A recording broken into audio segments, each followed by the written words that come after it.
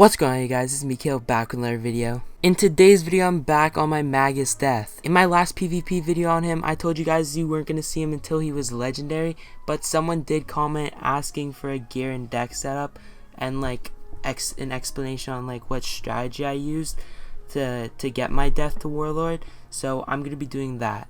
Okay, I'm just going to start off the gear and then I'll start talking about like what strategies I used. So first I used the commander hat, but before I got the commander hat I was using the Zeus hat. It's not that bad, but that commander hat is definitely better. And then for the robe, I'm using the commander's robe also. Before I got the commander's robe I was using the Zeus robe too.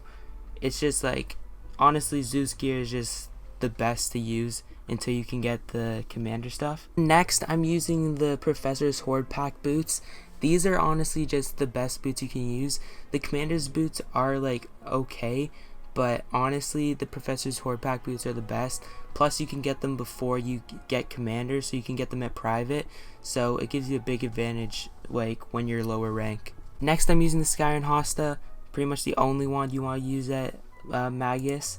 And then next I'm using the Duelist Fatal Razor. This, you can just get it with tickets before you start doing ranked PvP, so just do tourneys and then you'll be able to get this. Same with the amulet, you want to get this. It gives good health, and honestly you don't really need a life mastery as a death, especially if you have Headless Horseman. And then for my ring, I'm using the Duelist Daredevil ring. It's the only ring you can use. It's pretty much these three. There's no like alternatives except for maybe a life mastery, but you don't really need one, so that's why like getting the health and the extra monstrous card is better. But yeah, for the ring, you're just gonna want to do tourneys before you go in the rank PvP, so you want to do tourneys to get these and you'll be fine. Next, my pet, I'm using a triple damage double resist make cast infal pet. It's really useful when the infallible cast, so like, and sometimes it can even win you the game, especially because the setup I'm using, you can base fizzle, so it really helps to make sure that like your spells don't fizzle when you really need them not to. Next, I'm using the rock mount. You don't really need this because your pips aren't going to be anywhere close to 100 anyways, so it won't really do anything, but I just use it because like, why not? I have it, so it'll give me the extra 3% anyways. And then next, the deck. There's honestly like two things that I was using on my death, and I'm going to show you them right now. Really, the life decathlon deck I never used for rank PvP. Well, I never had success with it because I was at like 1000 rank, and then I started using the decathlon deck in rank PvP, but like I didn't know how to set up my side deck for ranked with the decathlon deck, so I dropped a lot. I'm at like 930 or something now. So I mean, honestly, for the decathlon deck, all I really did is I use it for quick matches, and my setup is like pretty simple. Honestly, all you really want to do is have some stuns, some shields, and then like some headless horsemen and some deadly minotaurs, because that's really like what's gonna win you the match. Since the match goes so fast, if you can like get off a headless, especially if you're first, because the starting pips make sure that you can go for a headless first round, because if you're first you can definitely go for a headless and like it just gives you open damage on them. But then even if you're second, you can even go for a deadly minotaur on the first round, which is pretty broken too. Plus I have a couple triages and some infals. I have the triages in case I'm going up against like an ice that frostbites or something, or like even a life that spiny sores, but honestly like most of the time I don't use the triage during my quick matches. And then my infals, sometimes I use these when my pet isn't infaling, but most of the time I usually just use my hits fast enough to just kill them that I don't even need an infal. And then I have two ghouls.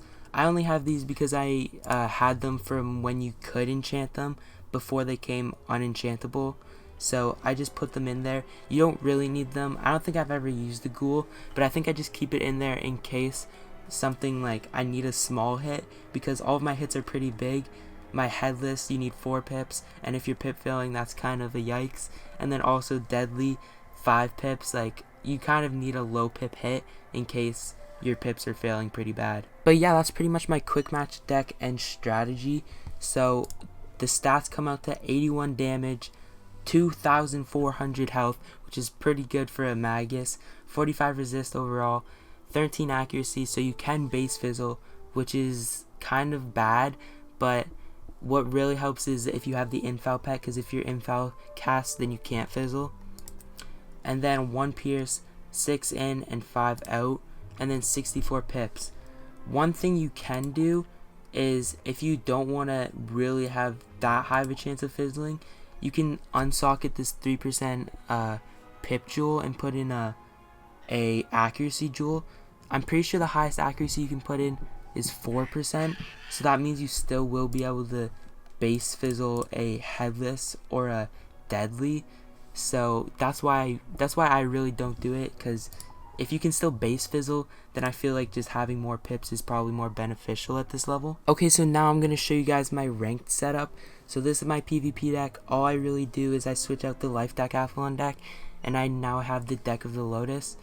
So it does give me a bit more pip chance because you can socket a 3% pip jewel, but on the decathlon deck you can't. But you also lose a lot of damage and health and the 2 starting pips, which kind of sucks. But in ranked, it doesn't really matter, especially at higher rank for Magus. Like, you go up against a lot of Jades and you just need to save up your pips anyway, so you will be like wasting a couple rounds, like where you're just having max pips and you can't really do anything. But yeah, my stats changed, so my health goes down to 2k, which isn't that bad. It's still pretty good for a Magus without a decathlon deck. And then my damage is 73, it goes down by like 8. And then my resist stays the same at 45, same accuracy, same pierce, same everything, except for the pips go up, it goes up by 3%. Okay, then here's my PvP deck. All I really have, I have 4 stun lock stats for when you're like, you kind of just use that at the start of the game just to make sure that they can't do a stun play on you. And then I have 4 tower shields. You're going to want to keep most of your like defensive stuff in your main deck, because I don't have that much defensive stuff in here except for like maybe the tower shields and the triage, you could say. So yeah, then next I have 2 volcanic shields. Like at Magus, storm's pretty good and fire's pretty good as well, so you do want to have these shields in just to be able to set shield against them if you really need to. Next I have 2 animates. I only put these in because I was going up against a lot of Jades, and like if you get a minion up on Jades, most of the time they can't kill it because they don't have that many hits in their deck.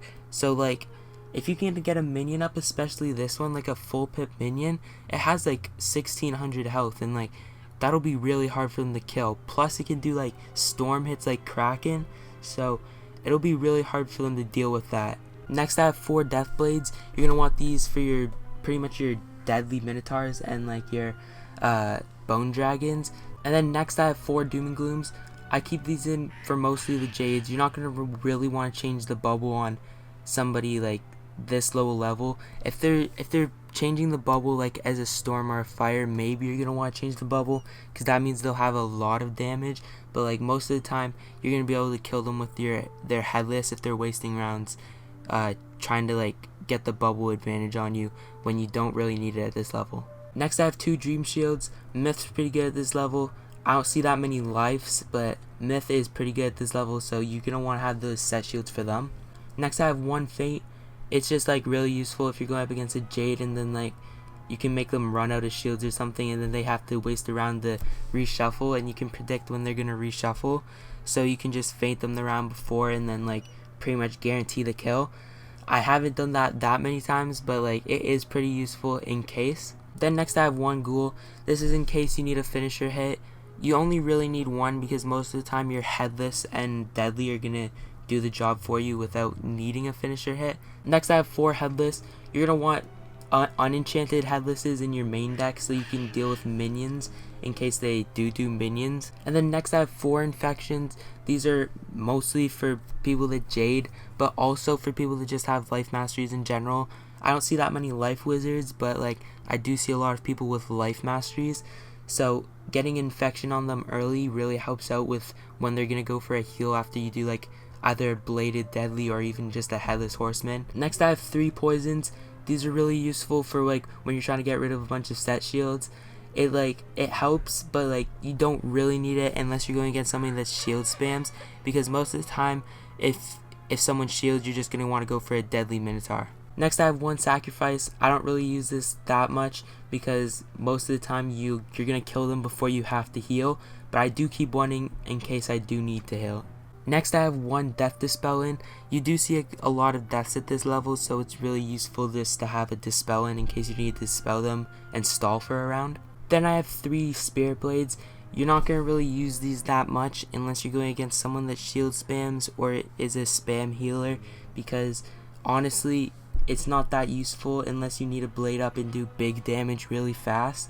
So that's why you have multiple blades from like your pet, your spirit blades, your main deck death blades, and then your side deck death blades, so you can blade up a lot, and if you need to do damage and like try and one shot somebody, then it does come in pretty handy. Now I'm gonna move on to my side deck. First I have 2 stuns, pretty self-explanatory if they don't stun block. Next I have 2 tower shields.